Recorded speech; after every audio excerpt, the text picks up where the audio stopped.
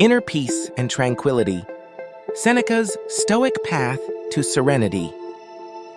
Inner peace, a state of calmness, balance, and freedom from inner turmoil, is something humanity has pursued across generations. Yet, in the chaos of our modern world, peace of mind often seems elusive. Seneca, the great Stoic philosopher, offers timeless wisdom on achieving this elusive state through his letters to Lucilius. His advice, drawn from a life dedicated to philosophy, is both practical and profound, encouraging us to cultivate tranquility amid life's inevitable turbulence. The nature of inner peace. In his letters, Seneca reminds us that true peace does not come from the absence of external challenges, but from within. He writes, "A cheerful disposition and a calm mind, undisturbed by fear or longing, are blessings that come only from within." This insight underscores the Stoic belief that peace is independent of circumstances. It is not about avoiding hardships, but mastering our reactions to them. For Seneca, inner peace is rooted in ataraxia, a state of imperturbability, where the mind remains unshaken by external events. Achieving this state requires self-awareness, discipline, and a philosophical outlook. Tranquility, he emphasizes, is not a passive state but an active practice, cultivated through deliberate effort. Detachment from external events. One of Seneca's most profound teachings is learning to distinguish between what we can control and what lies beyond our power. He writes in letter 56, "We suffer more in imagination than in reality." Much of our anxiety comes not from the events themselves, but from our judgments and fears about those events. For example, consider how we often stress over future uncertainties, job security, relationships, or health. Seneca advises that instead of fixating on potential outcomes, we focus on our responses. By accepting that external events are beyond our control, we free ourselves from unnecessary worry. This principle is a cornerstone of Stoicism. What upsets people is not things themselves, but their judgments about these things. Tranquility comes when we relinquish our need to control the uncontrollable and focus on aligning our thoughts and actions with virtue. Oh, simplifying life for clarity. In Letter 2, Seneca advocates for simplicity as a path to peace. It is not the man who has too little, but the man who craves more, who is poor. Modern life bombards us with distractions, consumerism, endless obligations, and social pressures. These external demands clutter the mind and obscure the path to tranquility. Seneca encourages us to simplify our desires and focus on what truly matters. By reducing unnecessary wants, we can clear mental space for introspection and serenity. This does not mean renouncing all possessions, but reevaluating our relationship with them.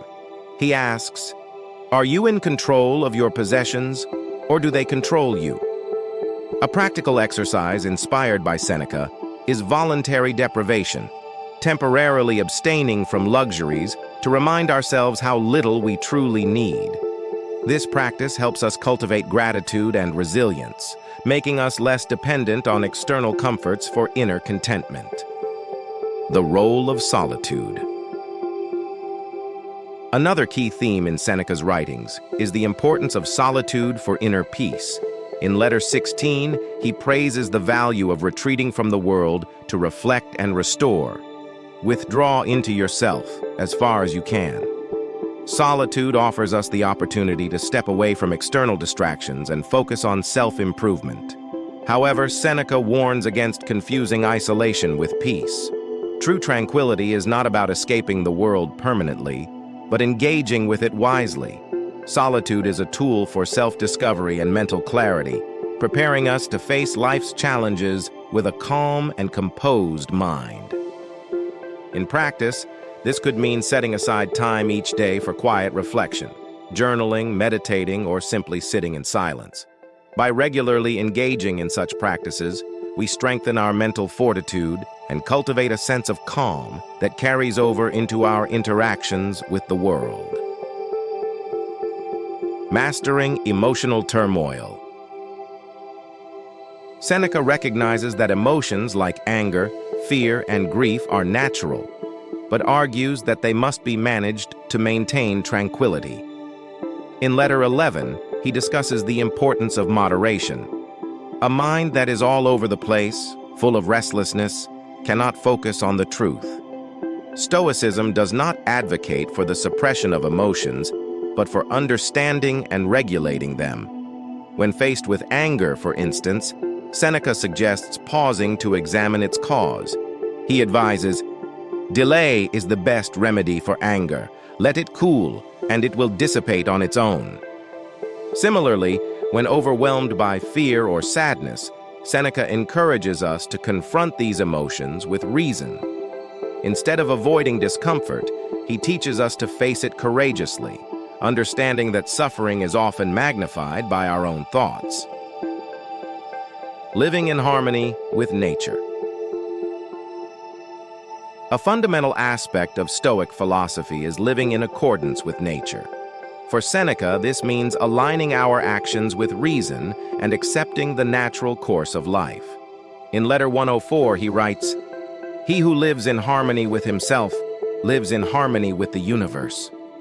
Accepting life's impermanence is crucial to inner peace. We often resist change and cling to what we cannot keep, relationships, possessions, or youth. Seneca reminds us that everything in life is transient. Whatever begins also ends. By embracing this truth, we free ourselves from the fear of loss and find serenity in the present moment. The practice of gratitude. Gratitude is another essential practice for tranquility. Seneca frequently reflects on the blessings of life, urging us to appreciate even the smallest joys. In Letter 78, he writes, "He who receives a benefit with gratitude repays the first installment on his debt." Gratitude shifts our focus from what we lack to what we have, fostering a sense of contentment. It also strengthens our resilience, allowing us to face challenges with a positive mindset. A daily practice of gratitude, whether through journaling or verbal acknowledgement, can transform our outlook and bring us closer to inner peace. Philosophy as a lifelong guide. Ultimately, Seneca believes that philosophy itself is the path to tranquility. In Letter 2, he describes philosophy as a guide to life and a comforter in times of trouble. By engaging with philosophical teachings, we gain the tools to navigate life's difficulties with wisdom and equanimity. Philosophy, for Seneca, is not an abstract pursuit, but a practical guide to living well. It provides us with principles to examine our lives, make better choices, and cultivate a state of enduring peace. Conclusion: the journey to tranquility. Achieving inner peace, as Seneca teaches, is not an end state, but a journey, a continuous process of self-reflection, discipline, and growth. It requires us to confront our fears, simplify our lives, and align our actions with our values. It demands that we embrace the inevitability of change and cultivate gratitude for the present. In the pursuit of tranquility, we learn that peace is not found in the absence of hardship, but in the mastery of our responses. By following Seneca's guidance, we can build a fortress of calm within ourselves, untouched by the storms of life. And in doing so, we not only achieve personal serenity, but become a source of stability and inspiration for others.